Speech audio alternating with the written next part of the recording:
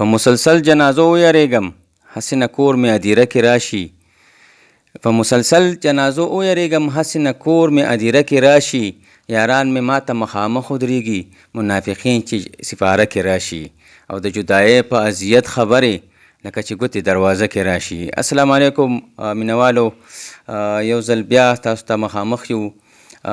ډېر ستر شاعر، ډېر ښه لیکوال د صوابۍ د سیمې جاوید شاه درمان صاحب راله تشریف راوړلی دی، زموږ دې غریب خانې ته تشریف راوړلی دی، موږ سره یې ناستی کړی دی. نو غواړو چې د هغوی نه تاسو سره څه شعرونه ریکارډ کړو. ډېر ښکلې شاعري، دردناکه شاعري او په قام مین، په وطن باندې مین دی، ډېره ښکلې شاعري کوي.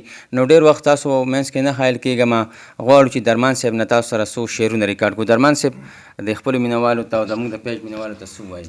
بسم الله الرحمن الرحیم. مننه خوږجانه، خدای دې ښه ساته او پښتو ادب دپاره دغسې سر وهلی بر وهلی وګرځي. ټولو کتونکو ته هم زما له پخوا نه سلامونه او دغه شعرونه یې ټولو ته ډالۍ وي چې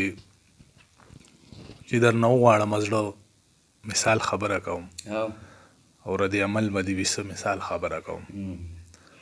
زما په نوم باندې منکره شه خو څه به کوې، که رابهیږي دې رانجه مثال خبره کوم.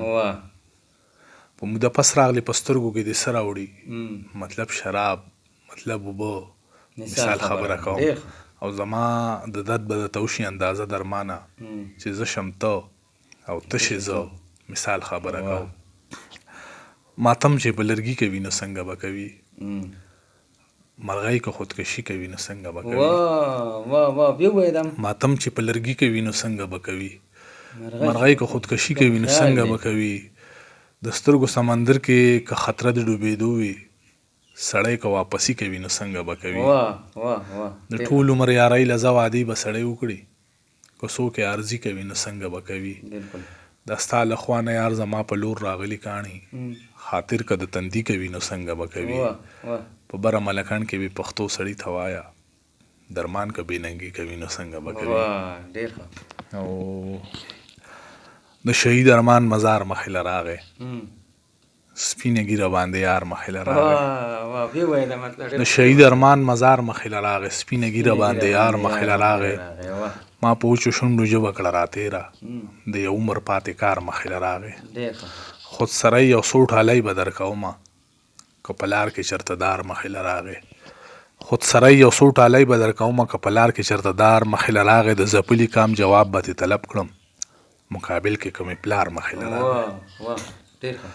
دغه یو څو شعرونه نور دي چې ما نه د مات زړه تپوسونه کوي. دا خلک څومره ګران سوالونه کوي، ما نه د مات زړه تپوسونه کوي. دا خلک څومره ګران سوالونه کوي. زه چې اتبار باندې خوړلی یم چا، هغه 15 وخته منځونه کوي. او شهید شوي ارمانونه مې خوږېږي، غاړه رانه کړې زخمونه مې خوږېږي. نه نه نه که نه خنداره لخنه ده، لا تازه دي پرهرونه مې خوږېږي.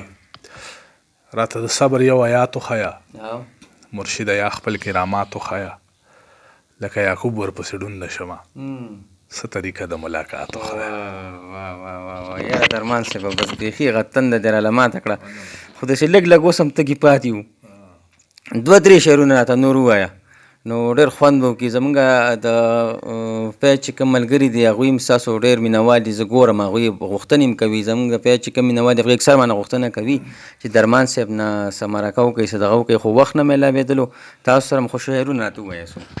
زهر که د ریل ګاډي پاټلۍ ښه ده، کومه طریقه د خودکشۍ ښه ده. ستاسو د پکي باره کې څه خیال دی، وزن له څادر او که رسۍ ښه ده. ووایه وایزه د عشق ته بله، دم او که د سور کاغذ ګولۍ ښه ده.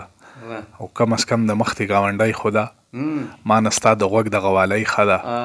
ته مې ټول جهان کې غوره کړی وې، تا پسې درمانه مې جبۍ ښه ده. ډېر زبردست، ډېر زبردست. تا پسې درمانه مې جبۍ ښه ده. بالکل درمان صاحب زموږ هم د پسې جبۍ داسې کله کله موږ له چکر راوښئ، او انشاءالله زموږ دغه د غریبۍ دیره ده، تاسو ته موږ هر کله هرکلی ویو، بالکل راشئ.